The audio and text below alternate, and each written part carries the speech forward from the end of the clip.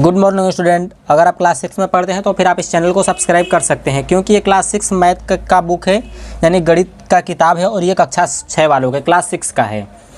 और आज से क्लास 6 वालों का मैथ जो है कि पढ़ाया जाएगा और आपको कुछ समझाया भी जाएगा, पूरे अच्छे से समझाया जाएगा। ठीक है, तो आप हर एक वीडियो को थोड़ा आराम से देखें और पूरे ध्यान से देखें।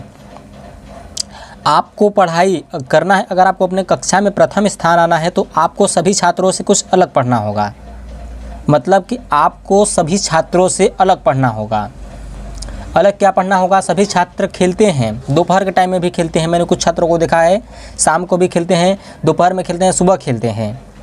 पढ़ाई में उन लोगों का ज़्यादातर ध्यान नहीं रहता है। तो आप लोगों को खेलना तो है, लेकिन उसके लिए आपका टाइम निर्धारित होना चाहिए। आपका उसके लिए खेलने के लिए टाइम जो है कि निर्धारित होना चाहिए। तो आप जब खेलेंगे तो आपका खेलने का टाइम क्या होना चाहिए? देखिए, पहला नंबर तो आपका सुबह के टाइम में कम से कम 5 से लेकर के 5:30 बजे के बीच में, या फिर अगर ये आप 4 बजे उठ जाते हैं भोर में तो आप 4 से 5 कर लीजिए। या फिर अगर ये कुछ छात्र होते हैं कि 5 बजे उठते हैं तो 5 बजे भी उठ रहे हैं तो ठीक है, तो 5 से आप जो है कि 6 बजे के बीच में आप खेल सकते हैं और दौड़ सकते हैं। ये सुबह का टाइम होता है, इसमें आप फ्रेश भी हो सकते हैं, जो आपकी इच्छा करे वो कीजिए। फिर उसके बाद जब आपका 6 बजता है तो 6 बजे आप किताब खोल लीजिए। किताब खोलने के बाद आपको जो याद करना रहता है वो आप याद कीजिए।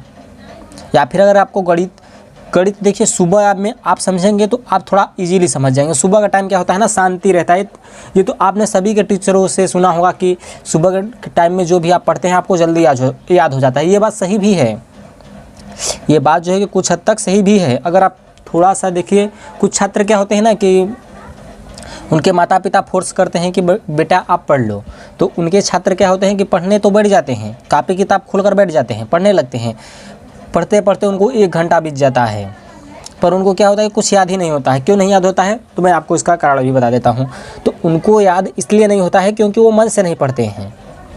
वो कापी किताब खोलकर अपना बैठेंगे, पर उनसे पूछा जाए किताब कापी पढ़ने के 1 घंटे बाद कि आपने पढ़ा क्या है, आपने उतने 1 घंटे के टाइम में पढ़ा क्या है, तब ना मालूम चलेगा कि हाँ कुछ छात्र पढ़ा है या फिर नहीं पढ़ा है। तो आप इतना ध्यान दीजिए कि जो छात्र पढ़ रहे हैं वो अपना पूरा हिसाब दें।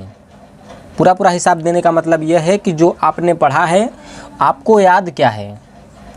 आप 1 वर्ष, पूरे 2 वर्ष, 3 वर्ष, 4 वर्ष, कितने भी वर्ष पढ़ ले, कोई भी आपकी वैल्यू नहीं रहेगी।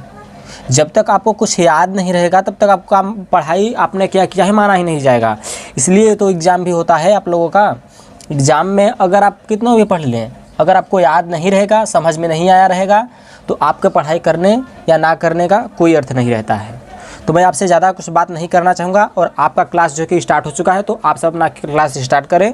तो अब तक के लिए इतना ही, मिलते हैं आपको नेक्स्ट वीडियो में। वीडियो के डिस्क्रिप्शन में आगे वाले गणित का जो है कि वीडियो स्टार्ट हो चुका है, मैंने एक प्लेलिस्ट बना रखा है।